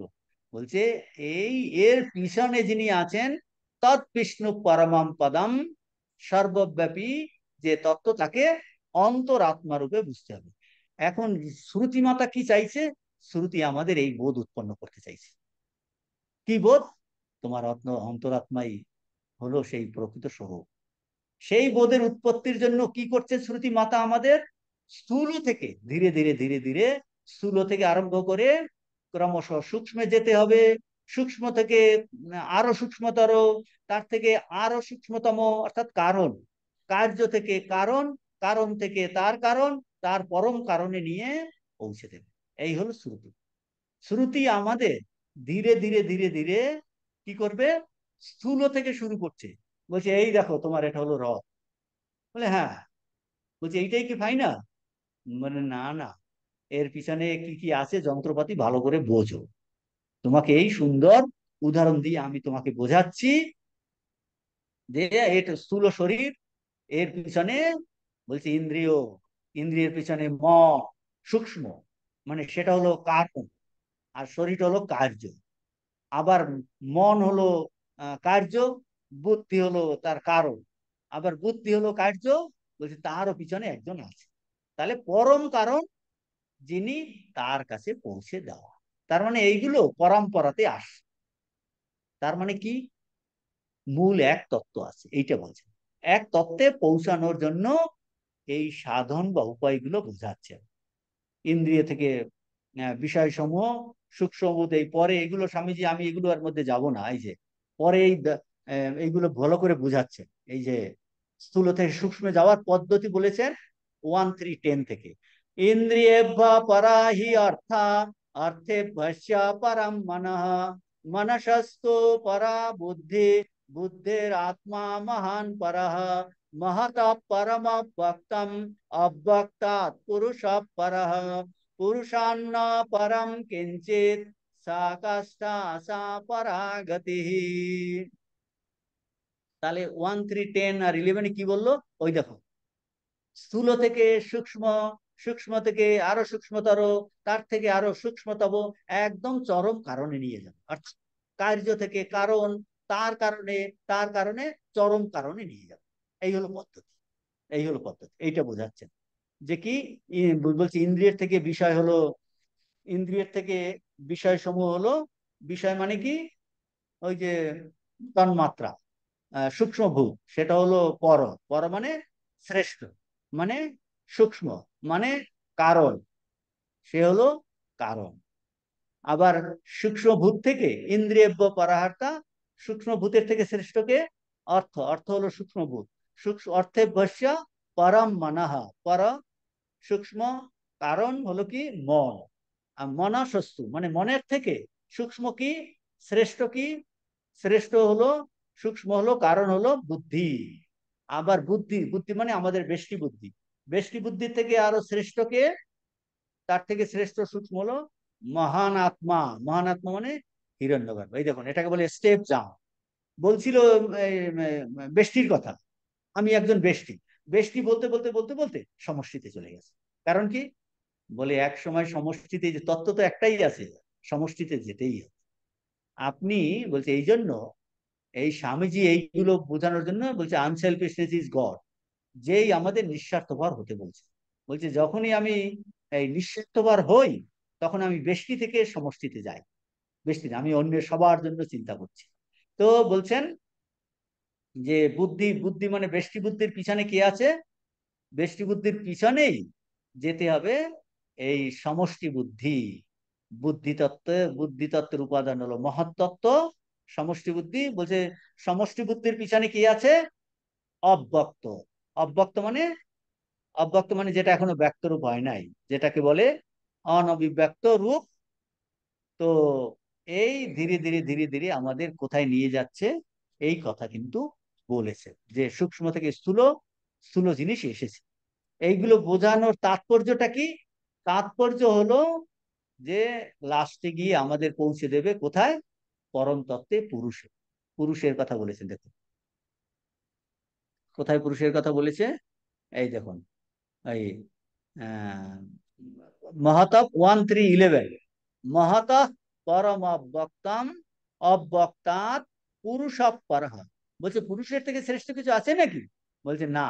পুরুষাৎ ন পরম কিঞ্চিত সা কাষ্ঠা সা পরাগতিহি। মানে এতক্ষণ ধরে শ্রুতি আমাদের কি বোঝাচ্ছিলেন? এই স্থূল থেকে সূক্ষ্মতর, কার্য থেকে কারণ, শেষ পর্যন্ত কোথায় নিয়ে যাবে আমাদের? শেষ পর্যন্ত পৌঁছে দেবে পুরুষ। পুরুষ মানে যেটা হলো সর্বব্যাপী তত্ত্ব। পূর্ণম অনেনা সর্বম, যে সবগুলোতে পরিব্যাপ্ত হয়ে আছে, যার দ্বারা সবকিছু পূর্ণ হয়ে আছে। ওই বিষ্ণু যেটা বললো না, বিষ্ণুর পরম পদ। আর এইখানে বলছে পুরুষাৎ পরম কিঞ্চিত। পুরুষ মানে পূর্ণম অনেনা সর্বম, যার দ্বারাই সমস্ত কিছু পরিব্যাপ্ত হয়ে আছে। আর আরো কি পূর্ণ? পূর্ণ মানে পুরী সেতে। পুরী মানে আমাদের ওই জগন্নাথ পুরী না, এই এটাই না, পুরীতে যান আপনারা ট্রেনে করে। বলছি পুরী মানে এই শরীরটাই হলো পুর। আর পুরী মানে, পুর মানে পুরো জগৎটাই হলো পুর, এই সৃষ্টি ব্রহ্মাণ্ডটা হলো পুর। এক বলছে যিনি এই পুরেতে আছেন, আর একটা পুর কি বলে, তাহলে ওই পুরীতে নাই, অন্য পুরীতে? বলে সব পুরীতে আছেন। তাহলে মানে পুরী, পুরী কথার অর্থ হলো পুর মানে যিনি এই শরীর রূপ পুরে, এই শহর পুর মানে শহর পুরী। পুরমে একাদশ দ্বারম, এই কঠোপনিষেধ আছে। পুরম, পুরম মানে সিটি, শহর। তাহলে শরীর রূপ শহর, যিনি এই শরীর রূপ পুরে আছেন তাকে বলে পুরুষ। আর আর পুরী কথার অর্থ কি? বিশ্ব ব্রহ্মাণ্ডের, যিনি এই বিশ্ব ব্রহ্মাণ্ডে পরিব্যাপ্ত হয়েছেন তাকে বলে পুরুষ। পূর্ণম অনেনা সর্বম, যে যিনি সব কিছুতে বেপে থাকেন। তো তার বলছে যার দ্বারাই সবকিছু পূর্ণ হয়ে আছে। তো দেহরূপ পুরে আছেন অথবা জগৎ রূপ পুরে আছেন, অথচ তিনি এই জগতের থেকে আলাদা। তিনি এই দেহরূপ পুরে আছেন, অথচ এই দেহ মন বুদ্ধি ইন্দ্রিয় থেকে আলাদা। এইটা হলো বিশেষত্ব। তিনি সর্বত্র নখাগ্র পরিব্যাপ্ত আছেন, নখাগ্র পরিব্যাপ্ত আছেন, কিন্তু নখাগ্র পরিব্যাপ্ত আছেন কিন্তু এই শরীরের থেকে আলাদা। ওই যে রথ আর রথী যেমন, সেই জন্য তিনি এই সমস্ত ব্রহ্মাণ্ডতে ওতপ্রোত হয়ে আছেন। ঠাকুর বলছেন, বলছে তিনি কোথায় নেই, এক ধূলিকণাতেও তিনি পূর্ণরূপে আছেন। ধূলিকণাতে আছে, তাহলে আমাদের মধ্যে নাই? ধূলিকণাতে আছে, আমাদের মধ্যে নেই? আমাদের মধ্যেও আছে, সর্বত্র। তো বলছেন যিনি এই অথচ তার মানে শরীরের থেকে আলাদা, সমস্ত শরীরের কণাতে কণাতে আছেন কিন্তু শরীরের থেকে আলাদা। সমস্ত জগৎ, জগতের ধূলিবিন্দুতে আছেন, অথচ জগৎ থেকে আলাদা। এইটা এখানটায় বোঝাচ্ছেন। পুরুষাৎ না পরম কিঞ্চিত সা কাষ্ঠা সা পরাগতিহি। এই যে পরম তত্ত্ব, এইরকম একটা জিনিস যা কিনা আমাদের প্রকৃত স্বরূপ, তিনি আমার আত্মা হয়েও আমরা তাকে জানি না। দেখুন এইটা হলো বলছে এইরকম তত্ত্বটা এই মুহূর্তে, এই আমাদের এই শরীরটা, আমি বলছি এটা আমার শরীর, তিনি এই শরীরের মধ্যে সর্বত্র ওতপ্রোত হয়ে আছেন, সর্বত্র আছেন ওতপ্রোত হয়ে, কিন্তু আমরা তাকে জানি না। বলছি এর থেকে আর লজ্জাজনক, এর থেকে আর এই জিনিস হতে পারে না। আমার সঙ্গে আছেন উনি, অথচ আমি তাকে, তার সঙ্গে আমার পরিচয় নেই, জানি না যে আমি এই বাইরের সর্বত্র ওতপ্রোত, সেই রকম যে আমি মত স্বরূপ তাকে আমরা জানি না। এইটাই পরের মন্ত্রতে বলেছেন, এষা সর্বেষু ভূতেষু গুরু আত্মা ন প্রকাশতে দৃশ্যতে তু অগ্রয়া বুদ্ধিয়া সূক্ষ্ময়া সূক্ষ্মদর্শিভি। এই হলো কানেকশন, এই মন্ত্রের কানেকশন হলো এইটা।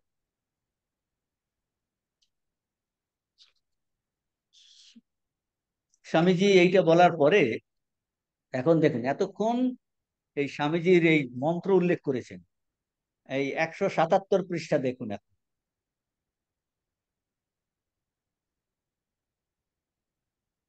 ওই যে তুলনাটা বলেছেন, তুলনা বলেছেন দেখুন, ওই যে সেই রথেই 4 নম্বর লাইন, সারথীর হস্তে দৃঢ়রূপে ধৃত থাকে, সেই রথই বিষ্ণুর সেই পরম পদে পৌঁছেতে পারে। কিন্তু যে রথে ইন্দ্রিয় রূপ অশ্বগণ দৃঢ়ভাবে সংযত থাকে না, মন রূপ রশ্মিও দৃঢ়ভাবে সংযত থাকে না, সেই রথ অবশেষে বিনষ্ট হয়। মানে বলছেন গলে যেতে পারে না, অ্যাক্সিডেন্ট হয়। সকল প্রাণীর মধ্যে, এর পরেরটা দেখুন, সকল প্রাণীর মধ্যে অবস্থিত আত্মা চক্ষু অন্য কোন ইন্দ্রিয়ের নিকট প্রকাশিত হন না, কিন্তু যাহার মন পবিত্র হইয়াছে তাহারাই তাহাকে দেখিতে পান। এই আসবে।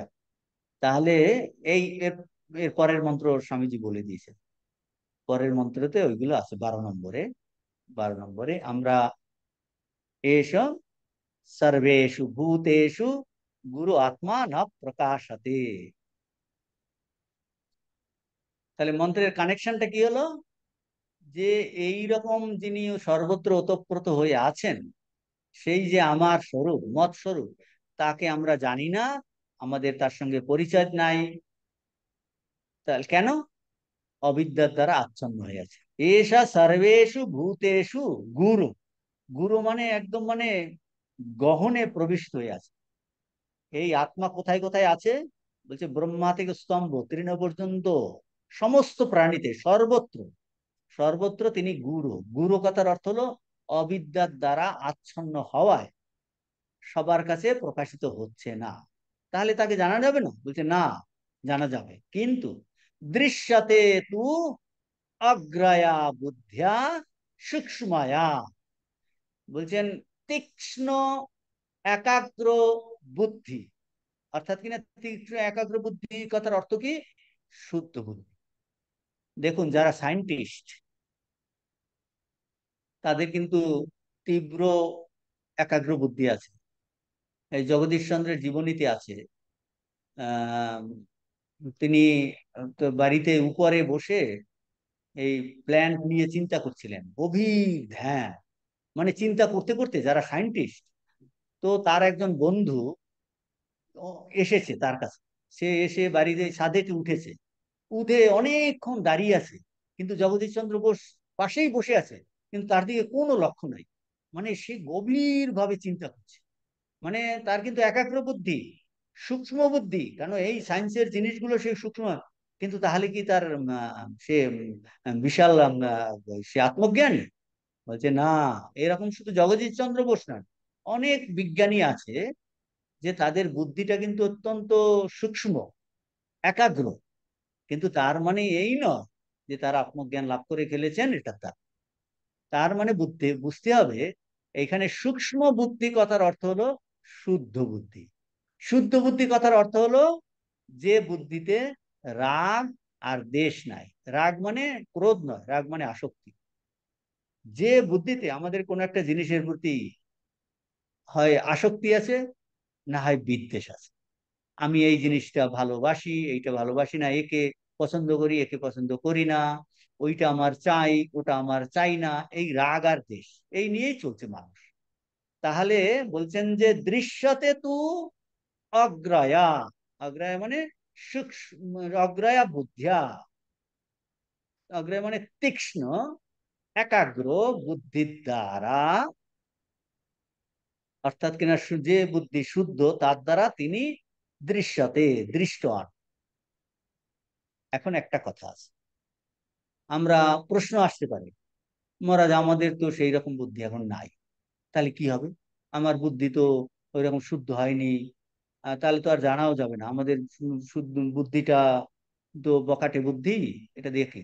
বলছে না, এই বুদ্ধিকে যদি আমরা ভগবান লাভের কাজেতে লাগাই, ঈশ্বর আরাধনায় লাগাই, বলছে এই বুদ্ধি তখন শুদ্ধি হয়।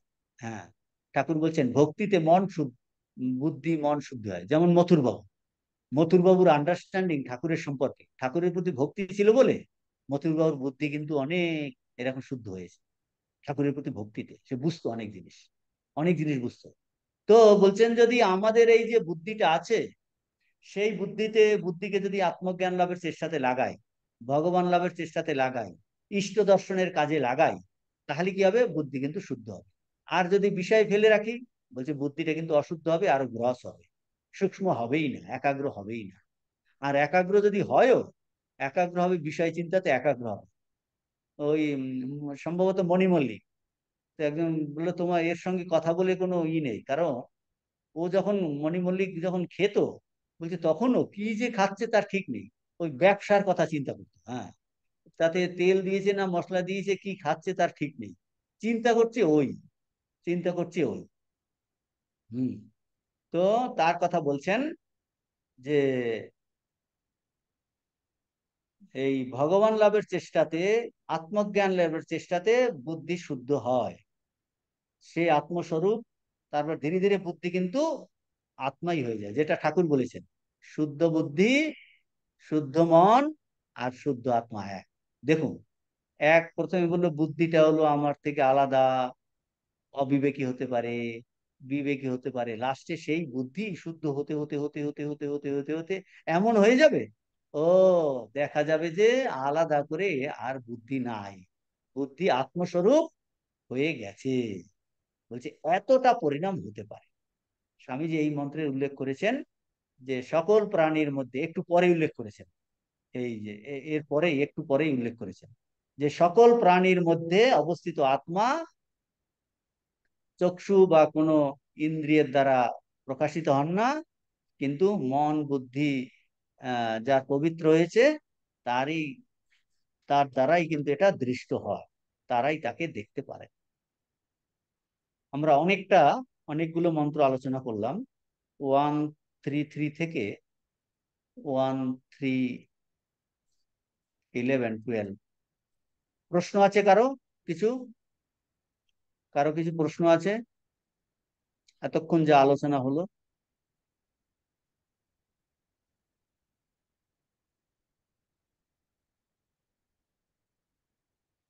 তাহলে পরেরটাতে আমরা আর একটু এগিয়ে যাব।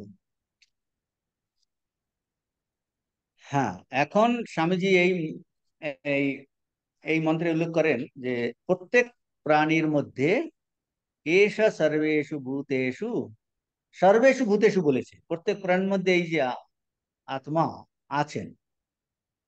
এখন যে আত্মার কথা আছেন, সেটা কিন্তু কি বলছে, কোনো ইন্দ্রিয়ের দ্বারা কিন্তু, ইন্দ্রিয়ের নিকট কিন্তু প্রকাশিত হন না, কোনো ইন্দ্রিয়ের নিকট প্রকাশিত হন না, কিন্তু বলছে যার মন বুদ্ধি পবিত্র হবে তার কাছে প্রকাশিত হবে। এই যে দৃশ্যতে তু তু অগ্রয়া বুদ্ধা, এই দেখুন বলছে যার মন বুদ্ধি পবিত্র হয়েছে, অগ্রবুদ্ধি মানে এই শুদ্ধ বুদ্ধি, পবিত্র বুদ্ধি।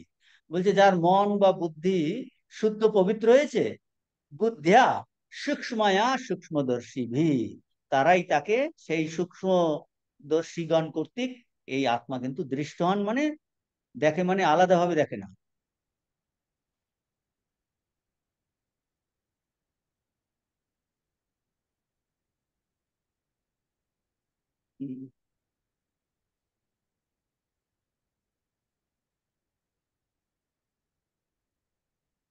দৃশ্যতে তু তগ্রয় বুদ্ধা সূক্ষ্মদর্শিবি, মানে তার দ্বারা দৃষ্ট হন মানে তাকে সে স্বরূপে উপলব্ধি করে, স্বরূপ উপলব্ধি। এখন এই বুদ্ধির কথাতে, কেন বুদ্ধি তো আমাদের কাছে আছে, যে আমরা সবকিছু এই বুদ্ধি দিয়ে বোঝার চেষ্টা করি, বুদ্ধি দিয়ে বোঝার চেষ্টা করি। এখন এই আত্মতত্ত্ব লাভ, ভগবান লাভ, ঈশ্বর দর্শন, অধ্যাত্ম চর্চা, এগুলো কি দিয়ে করি? আমরা বুদ্ধি দিয়েই করি। আত্মবস্তুকেও তার সাহায্যে বুঝতে হবে, বুঝতে হবে যে এখন বুদ্ধি দিয়ে বুঝতে গেলে একটা প্রশ্ন আসবে, যে এক প্রশ্ন আসবে, আর বুদ্ধি যদি আত্মাকে প্রকাশ করে তাহলে বুদ্ধিই তো বড় হয়ে গেল। ও, বুদ্ধি আমাকে আত্মাকে দেখিয়ে দেবে, বুদ্ধি আমাকে ইষ্ট দর্শন করাবে, তো তাহলে তো বুদ্ধির ক্যাপাসিটি বেশি হয়ে গেল আত্মা, তাহলে তাহলে প্রকাশ করতে পারে, তাহলে আত্মা তো সব প্রকাশ হলেন না। আত্মা কি বুদ্ধির উপর ডিপেন্ড হয়ে গেল? যুক্তিটা বোঝার চেষ্টা করুন। জগতের আমরা সব জিনিস কি দিয়ে বোঝার চেষ্টা করি? বুদ্ধি দিয়ে বোঝার চেষ্টা করি। যে কোনো জিনিস আপনি ক্লাস করুন, খাওয়া দাওয়া করুন, হাঁটা চলা করুন, সবকিছু বুদ্ধি দিয়ে আমরা, পড়াশোনা বলুন, অধ্যাত্ম চর্চা বলুন, আপনার যা কিছু বুদ্ধি দিয়ে করার চেষ্টা করি। এখন আমি অধ্যাত্ম লাইনে আইলাম, আমি ধর্মচর্চা করছি, অধ্যাত্ম চর্চা করছি, জপ ধ্যান করছি, বলছে সেক্ষেত্রে ওই বুদ্ধিটাকেই আমরা কাজে লাগাচ্ছি। এখন এই বুদ্ধি, বলছে এখন বুদ্ধি, এখন প্রশ্ন আসবে, আত্মাকে জানার জন্য বুদ্ধিকে আমরা কাজে লাগাচ্ছি, তাহলে বুদ্ধি যদি আত্মাকে প্রকাশ করে, তাহলে তো আত্মা সব প্রকাশ হলেন না কেন? ওই বুদ্ধি প্রকাশ করে দিল। বুদ্ধি হলো একটা লাইটের মতো, সে আত্মাকে জ্বালিয়ে যেন নিজের জ্যোতির দ্বারা আত্মাকে প্রকাশ করবে। এই একটা প্রশ্ন আসতে পারে, এই সূক্ষ্ম প্রশ্ন, এগুলো নিয়ে বেদান্তে অনেক আলোচনা হয়েছে, যে তিনি তাহলে ভগবান আত্মা কার দ্বারা প্রকাশিত হলেন? বুদ্ধির দ্বারা প্রকাশিত হলেন। অথচ আমাদের শাস্ত্র কি বলছে? আত্মা হলো সব প্রকাশ, আত্মা হলো সব প্রকাশ, আর এই বুদ্ধি মন তাকে জানতে পারে না। জান মানসা না মনুতে, কেন উপনিষদে আছে, বলছে মন তাকে মনন করতে পারে না। জান মানসা না মনুতে, ওই মন বলতে মন বুদ্ধি, মনের দ্বারা যাকে মনন করা যায় না।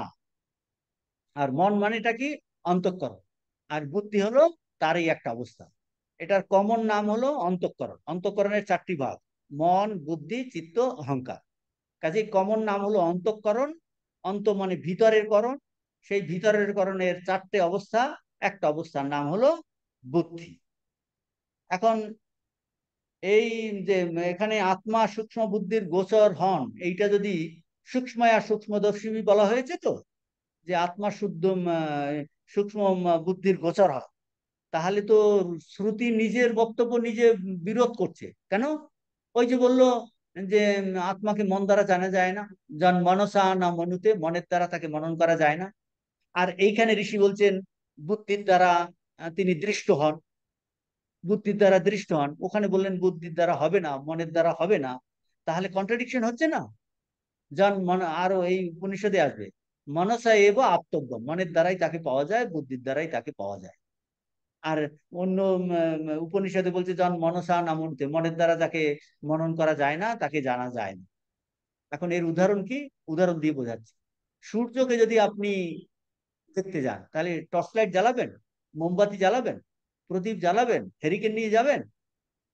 সূর্যকে দেখার জন্য মোবাইলটাকে, মোবাইলের লাইটটাকে অন করি সূর্যকে দেখার জন্য। সূর্যকে দেখার জন্য আপনার মোবাইলের লাইট দরকার নেই, সূর্যকে দেখার জন্য আপনার টর্চ লাইট দরকার নেই, সূর্যকে দেখার জন্য আপনার কোনো প্রদীপের আলোর দরকার নেই। বলছেন কারণ সূর্য হলো সব প্রকাশ। তেমনি সব প্রকাশ যে আত্মা, আমাদের স্বরূপ, তাকে এই বুদ্ধি দ্বারা প্রকাশ করতে হয় না। বুদ্ধি কি প্রকাশ করে? এই বিষয়বস্তুগুলোকে, আমাদের কর্তব্য অকর্তব্য, এইগুলোকে সব বলে দেবে। যে দেখুন, বুদ্ধি বিষয়ের মতো এই আত্মাকেও যদি প্রকাশ করতে যায়, আমরা যখন বুদ্ধিটাকে কাজে লাগাচ্ছি, আত্মাকে, আত্ম অনুসন্ধানের ক্ষেত্রে আমি বুদ্ধিটাকে কাজে লাগাচ্ছি, যখন বুদ্ধি এই আত্মাকে, আত্মচৈতন্যকে প্রকাশ করতে যায়, তখন সে নিজেই আত্মচৈতন্যের প্রকাশে অভিভূত হয়ে পড়ে। যেমন আপনি যদি সূর্যের দিকে টর্চ লাইটটাকে ফেলেন, টর্চ লাইট যেন লজ্জা পেয়ে বলছে, ভাই আমি অন্যায় করে ফেলেছি, আমি তোমাকে প্রকাশ করতে যাচ্ছিলাম, মানে নিজেই অভিভূত হয়ে যায়। টর্চ লাইট কি করবে? টর্চ লাইট কি করবে?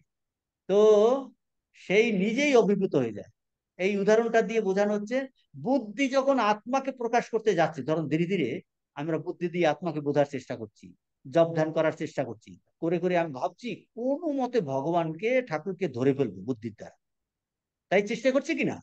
বুদ্ধির দ্বারা আপনি চেষ্টা করছেন, করতে করতে করতে করতে বলছে ঠাকুরকে প্রকাশ করা, আপনার ইষ্ট থেকে প্রকাশ করা বুদ্ধির কম্য নয়, কিন্তু বুদ্ধিকে আমরা কাজে লাগাচ্ছি শ্রী রামকৃষ্ণ রূপ আমার ইষ্ট দেবতাকে প্রকাশ করার জন্য। সেই চেষ্টাতে সে শুদ্ধ হয়ে হয়ে হয়ে হয়ে বলছে শ্রী রামকৃষ্ণের প্রকাশে বুদ্ধি লুপ্ত হয়ে যায়, বলছে সে অভিভূত হয়ে যায়। চেষ্টা করে, চেষ্টা করে আলটিমেটলি সে বলছে আমার আর দরকার নেই, তিনি নিজের স্বরূপেই প্রকাশিত। এই জন্য বলে তার কৃপা ভিন্ন বলে তাকে জানা যায় না। আমরা ভাবছি নিজের মন বুদ্ধির চেষ্টাতে তাকে জেনে ফেল। তো বুদ্ধি বিষয়ের মতো তাকে প্রকাশ করতে গিয়ে এই আত্মচৈতন্যের প্রকাশে সে অভিভূত হয়ে পড়ে। আর কাজেই সে আর আহ, আত্মাকে ওইভাবে প্রকাশ করতে পারে না, আর প্রকাশ করার দরকারও নেই। কারণ আত্মা হলো স্বয়ং প্রকাশ, কিন্তু প্রক্রিয়াটা এই সাধারণ প্রকাশের অনুরূপ হয়। আচ্ছা, বোঝা গেল, এটা হয়। কিন্তু আমাদের তাহলে কি করব মহারাজ? এরা যদি প্রশ্ন, আপনি তো এইগুলো বললেন, শাস্ত্র বলছে, আমাদের কি করণীয়? আমাদের করণীয় হলো বুদ্ধিটাকে শুদ্ধ করা। এইটা হলো মোদ্দা কথাটা, আমাদের মনটাকে শুদ্ধ করা। এই সমস্ত ক্লাসের তাৎপর্য হলো এই এখানে এসেছে। আমাদের আপনাদের কি করতে হবে? যে মন নিয়ে আপনি শুনছেন, যে বুদ্ধি নিয়ে আপনি চলছেন সবসময়, বাড়িতে এখন এখানে এসেছেন, বাড়িতে যাবেন, আমি কথা বলছি যে বুদ্ধি নিয়ে বলছি, আমাদের কাজ হলো এই বুদ্ধিটাকে শুদ্ধ করা, আত্মবিষয়ক বৃত্তির দ্বারা আত্মবিষয়ক অজ্ঞানের নাশ করতে হবে। যে আত্মবিষয়ক বৃত্তি কোথায় হবে? বুদ্ধিতেই হবে। বরং একটা বৃত্তি উৎপন্ন করতে হবে। কি বৃত্তি? বলছে বৃত্তিটাও হবে বুদ্ধির বৃত্তি, একটা একটা বৃত্তি। তো আমাদের কাজ হলো এই আত্মবিষয়ক আহ বুদ্ধিবৃত্তির দ্বারা আত্মবিষয়ক যে অজ্ঞান, সেইটা দূর করতে হবে। অজ্ঞান দূর হয়ে গেলে ব্রহ্ম নিজের স্বরূপে, আত্মা নিজের স্বরূপে সবসময় জল জল জল জল করবে। বলছে তারপর আত্মাকে আর প্রকাশ করার দরকার হয় না। এই কথা এখানে বলেছে যে সূক্ষ্ম দৃষ্টি, সূক্ষ্ম মন, সূক্ষ্ম বুদ্ধির দ্বারা আত্মা জ্ঞেয় হন। মানে হলো কি? সূক্ষ্ময়া সূক্ষ্মদর্শী ভি, সূক্ষ্ময়া দৃশ্যতে তু অগ্রয়া 1312, দৃশ্যতে তু অগ্রয়া বুদ্ধিয়া সূক্ষ্ময়া সূক্ষ্মদর্শী ভি। অর্থাৎ সূক্ষ্ম দৃষ্টি, সূক্ষ্ম মন বা সূক্ষ্ম বুদ্ধির দ্বারা আত্মা দৃশ্যতে, দৃশ্যতে মানে দৃষ্ট হন, আত্মা জ্ঞেয় হন। জ্ঞেয় হন মানে আত্মবিষয়ক অজ্ঞান চলে যায়। আর আত্মবিষয়ক বুদ্ধির দ্বারা আত্মবিষয়ক অজ্ঞান চলে গেলে আর কোনো প্রতিবন্ধক থাকে না, নিত্য প্রকাশমান আত্মা জল জল করে। এইটাকেই স্বামীজি উদাহরণ দিয়ে বোঝাচ্ছেন। আমাদের সামনে যেন একটা পর্দা রাখা আছে। বলছে, আমার স্বামীজি বলে যাচ্ছেন অন্য লেকচারে, বলছে আপনার এবং আমাদের মধ্যে যদি মাঝখানে একটা স্ক্রিন থাকে, তাহলে আপনার স্ক্রিন থাকার জন্য আমি আপনাদের দেখতে পাচ্ছি না। তো বলছি, আমরা যখন এখন স্ক্রিনটাকে একটু ছোট ফুটো করলাম, অল্প দেখছি, বড় করছি, বড় করছি, বড় করছি, করতে করতে করতে করতে যখন সম্পূর্ণ স্ক্রিনটা চলে যায়, সেটাকে কি হলো? স্ক্রিন রূপ অজ্ঞান চলে গেল। তাহলে আপনিও পরিবর্তন হননি, আমিও পরিবর্তন হয়। বলছে মাঝখানটাকে কি হলো? স্ক্রিনটা সরে গেল। তার মানে এই অডিয়েন্স সম্পর্কে যে অজ্ঞানটা দূর হয়ে গেল। আমি অডিয়েন্সকে ক্রিয়েট করিনি, ওটা আগেও ছিল, এখনো আছে, পরেও থাকবে। আত্মা আগেও ছিল, এখনো আছে, পরেও থাকবে। মাঝখান থেকে আমি কি করলাম? এই বিষয়ে অজ্ঞানটা, আবরণটাকে দূর করে দিলাম। বলছে বুদ্ধির দ্বারা আত্মবিষয়ক অজ্ঞান নাশ হয়ে যাবে, তখন প্রতিবন্ধক থাকবে না, নিত্য প্রকাশ রূপ আত্মা প্রকাশিত থাকবেন। সেই জন্য বলছেন, আগে ছিলেন এই 177 পৃষ্ঠাতে আসবো, যাদের মন পবিত্র হয়েছে, এই যে পাঠ করলাম যেটা, যাদের মন পবিত্র হয়েছে তারাই কিন্তু তাকে দেখতে পান। এইটা কিন্তু আগে একটা মন্ত্র, অক্রতু, অক্রতু কথাটা আগে আমরা আহ অক্রতু, অক্রতু কথাটা আগে এক জায়গায় আমরা পড়েছিলাম, যে না বিরত দুষ্যে, না শান্ত, না সমাহিত, না শান্ত মানস বাপি প্রজ্ঞা নে নাইনাম আপনুয়াত। এখানটা না, অক্রতু আরেক জায়গাতে আছে। হম, অক্রতু কথাটা এই যে 1:20-তে, 1:20, তম অক্রতু পশ্যতি বিহিত শোক। অক্রতু, অক্রতু মানে যার মন পবিত্র হয়েছে। ক্রতু, ক্রতু মানে যার মন এই বিভিন্ন বিষয়ে সংকল্প বিকল্প করে না, সেটা হলো ক্রতু।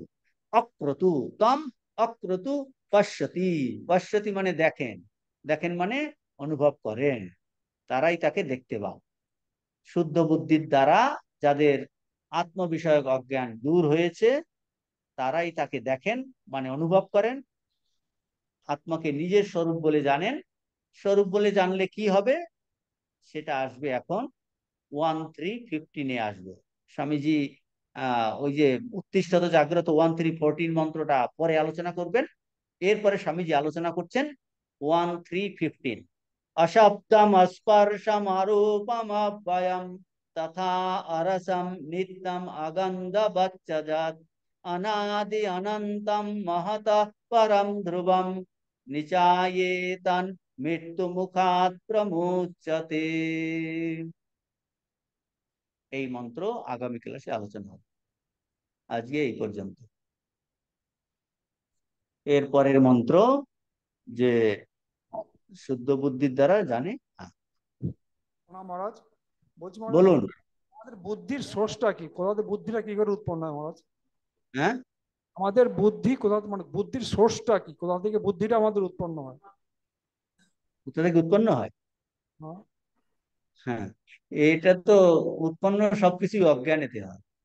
আমরা শরীর ধারণ করেছি কেন? শরীর ধারণ, এই শরীর মনগুলো নিয়েছি ভোগ করার জন্য। যেন আমরা নিজের স্বরূপকে জানি না, তো সে না জানার জন্যই আমাদের এই বাসনাগুলো, সেই সৃষ্টিটাই এইরকম। কোথা থেকে উৎপন্ন হচ্ছে সোর্সটা আপনি কিন্তু বলতে হবে কত। তার জন্য আমার আগের জন্ম, তার জন্য আগের জন্ম, তার জন্য আগের জন্ম, এর খুঁজে খুঁজে খুঁজে খুঁজে আপনি কোথাও সোর্স পাচ্ছেন না। সেই জন্য বলছে ওইটা কোথা থেকে বুদ্ধিটা এলো সেইটার প্রতি নজর না দিয়ে এইটাকে বলছে এই মুহূর্তে বুদ্ধি কিরকম হলে আমি আমার স্বরূপকে জানবো, সেইটা মোর ইম্পর্টেন্ট, মোর ইম্পর্টেন্ট।